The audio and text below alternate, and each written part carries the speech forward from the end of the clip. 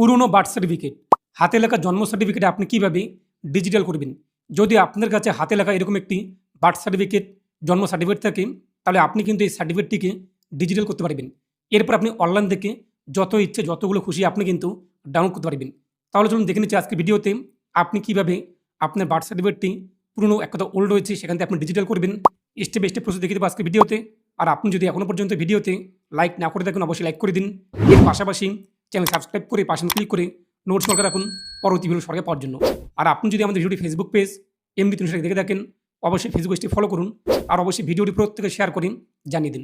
তো আপনাদের কাছে যদি পুরনো হাতে লেখা বার্থ সার্টিফিকেট থাকে এবং সেই সার্টিফিকেট যদি আপনাদের নাম, বাবার নাম অথবা ঠিকানা এগুলো যদি ভুল থাকে, আপনি কিন্তু ডিজিটাল করার পাশাপাশি সেগুলোকে সংশোধনও করতে পারবেন। তবে এখানে একটি প্রশ্ন, ইউটিউব কিংবা সোশ্যাল মিডিয়ায় আপনি দেখবেন যে অনেকেই ভিডিও বানাচ্ছে, অ্যাপ্লাই অনলাইনে ক্লিক করে আপনি পুরনো বার্থ সার্টিফিকেট আপলোড করে অ্যাপ্লাই করতে, এই যে অনলাইন প্রসেস, অনলাইনে আপনি কিন্তু পুরনো বার্থ সার্টিফিকেটটিকে ডিজিটাল করতে পারবেন না। আমি কিন্তু ইতিমধ্যে আমার যে সার্টিফিকেট পুরনো বার্থ সার্টিফিকেটটিকে ডিজিটালি কনভার্ট করেছি, সেটা কিন্তু অনলাইনে না, অফলাইনে আপনাদের এই কাজটি করতে হবে।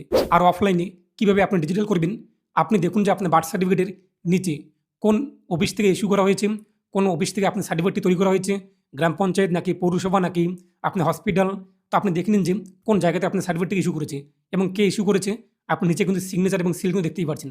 এই যে অ্যাড্রেস কিংবা এই যে অফিস, এখানে আপনাদের যেতে হবে। এই অফিসে গিয়ে আপনি কিন্তু আপনাদের যে পুরনো অথবা হাতে লেখা বার্থ সার্টিফিকেট সেটিকে ডিজিটালি কনভার্ট করতে পারবেন। এখন যদি আপনার বার্থ সার্টিফিকেটে পুরনো বার্থ সার্টিফিকেটের নাম অথবা বাবার নাম কিংবা ঠিকানা এগুলো ভুল রয়েছে, আপনি যখন এক কথা কনভার্ট করবেন ডিজিটালি, তখন আপনি কিন্তু এগুলো সংশোধন করতে পারবেন। এর জন্য আপনি উপযুক্ত ডকুমেন্ট জমা করতে হবে। ধরুন আপনার নামের বানান ভুল রয়েছে বার্থ সার্টিফিকেটে, পুরনো বার্থ সার্টিফিকেটে, আর আপনি চান জন্ম সার্টিফিকেটে আপনার নামের বানানটি ঠিকঠাক রাখতে, তাহলে অবশ্যই আপনার কোর্ট থেকে একটি ম্যাজিস্ট্রেট অ্যাফিডেভিট লাগবে। কোর্ট থেকে আপনি একটি ম্যাজিস্ট্রেট অ্যাফিডেভিট কিংবা ফার্স্ট ক্লাস অ্যাফিডেভিট তৈরি করবেন এবং সেখানে সংগ্রহ করে সেটি আপনি যে জায়গাতে আপনার সার্টিফিকেট ইস্যু হয়েছে সেখানে আপনি চলে যাবেন।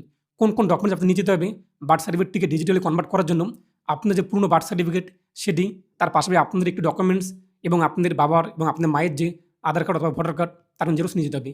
এখন প্রশ্ন, যদি আপনার বাবা মা মারা যায় সেক্ষেত্রে আপনি কোন ডকুমেন্টস জমা করবেন? রেজিস্ট্রি অথবা সাব রেজিস্ট্রির কাছ থেকে একটি আইডেন্টিটি ডকুমেন্টস। যদি আপনার বাবা মা মারা যায় তাহলে আপনি বার্থ সার্টিফিকেট নিয়ে যাবেন। এর পাশাপাশি রেজিস্টার অথবা সাব রেজিস্টার যে রয়েছে আপনাদের অঞ্চল অথবা পৌরসভা যেখানে আপনি যাবেন, আপনার সার্টিফিকেট যে জায়গা থেকে ইস্যু করা হয়েছে সেখানে কিন্তু আধিকারিক রয়েছে রেজিস্টার অথবা সাব রেজিস্টার, তাদের কাছ থেকে আপনি একটি আইডেন্টিটি ডকুমেন্টস সংগ্রহ করবেন। এরপর সেটি জমা করে দেবেন, আপনার সার্টিফিকেটটি কিন্তু ডিজিটাল করে দেবে। পাশাপাশি আপনি যদি বাবার নামের বানান অথবা মায়ের নামের বানান ভুল থাকে, একরকম আপনি একটি অ্যাফিডেভিট সংগ্রহ করবেন কোর্ট থেকে। এরপর সেটি সহ করে আপনি জমা করে দেবেন এবং এই যে কাজটি, এই কাজটি কিন্তু 1 থেকে 2 দিনের মধ্যে আপনি করে দেবে যদি অফিসে কোনো রকম কাজের চাপ না থাকে। আর আপনি কিন্তু এইভাবে অফলাইনে আপনার বার্থ সার্টিফিকেটটিকে ডিজিটালি কনভার্ট করতে হবে। আর আপনি যদি জন্ম মৃত্যু তথ্য পোর্টালে এসে অনলাইনে অ্যাপ্লাই ফর নিউ ক্লিক করে আপনাদের পুরনো বার্থ সার্টিফিকেট আপলোড করে সাবমিট করে দেন, তাহলে আপনার কিন্তু এই সার্টিফিকেটটি ইস্যু হবে না, এক কথা আপনার ডিজিটালি কিন্তু কনভার্ট হবে না। এবং আপনার সার্টিফিকেট যখন অ্যাপ্রুভ হয়ে যাবে, যখন আপনি ফর্মটি জমা করবেন কিংবা আপনার জেরক্স যখন জমা করবেন আপনার অফিসে, যে অফিসে আপনার সার্টিফিকেটটি ইস্যু করা হয়েছে, তখন আপনাদের কিন্তু মোবাইল নাম্বার দিতে হবে। সেই মোবাইল নাম্বারে আপনার SMS চলে আসবে আপনার সার্টিফিকেটটি ইস্যু হয়েছে, ডিজিটালি কনভার্ট হয়েছে। এরপর আপনি অনলাইন থেকে আপনার সার্টিফিকেটটিকে ডাউনলোড করতে পারবেন।